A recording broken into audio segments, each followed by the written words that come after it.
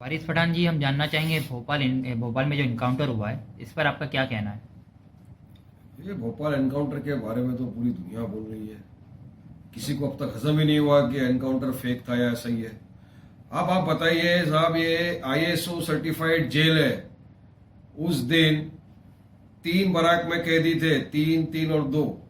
किस तरह से इस बराक से चाबी खोल के उस बराक में आया, उस बराक से चाबी खोल के इस बराक में आया। फिर वहां से इनके होम मिनिस्टर का बयान ये है कि सीढ़ी से उतरे। उसके पहले एक बयान आया कि चादर से उतरे। 35 चादरें कहां से लाए, कौन चादर नीचे पकड़ के खड़ा था। और जब जेल कटता है भाई तो आवाज आता है। उसके बाद ये नीचे उतर के भागते हैं। ये 5 फीट की एक दीवार से जब नहीं मारते, ये सीधा एक गेट तोड़ के भाग जाते हैं।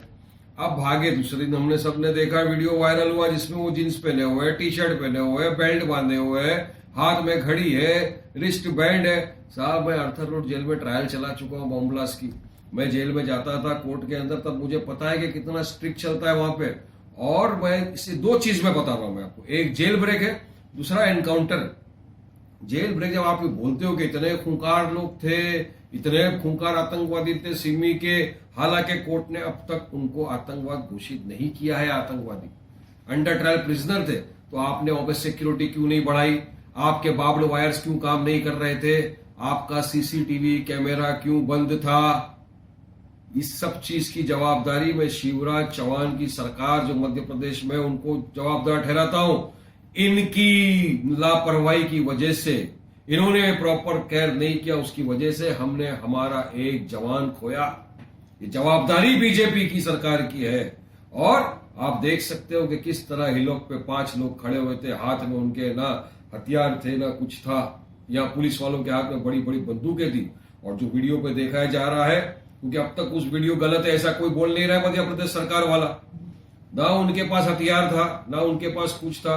तो सुप्रीम कोर्ट की गाइडलाइंस है। एक मैटर में जस्टिस संतोष हेगड़े की कमेटी का गठन हुआ था। उन्होंने कहा कि काफी एनकाउंटर फर्जी निकले। तब सुप्रीम कोर्ट ने कहा कि don't use force to take revenge. अगर आप उस शख्स को अरेस्ट कर सकते हो तो आप उसको मारने का हक नहीं रखते। अरेस्ट करो, कोर्ट के सामने लाओ, 90 दिन का रिमांड लो, और अगर उनके खिलाफ गुनाह सिद्ध होता है तो सख्त से सख्त उनको सजा दो।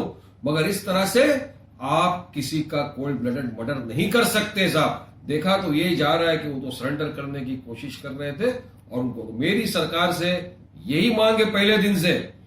हमारी पूरी एमआईएम की ये डिमांड है सरकार से कि एक हाई लेवल जुडिशियल प्रोब का गठन किया जाए और एक इंडिपेंडेंट इंक्वायरी हो, और पूरा रिपोर्ट पब्लिक के सामने जब पेश होगा तो दूध का दूध पानी का पानी हो जाएगा।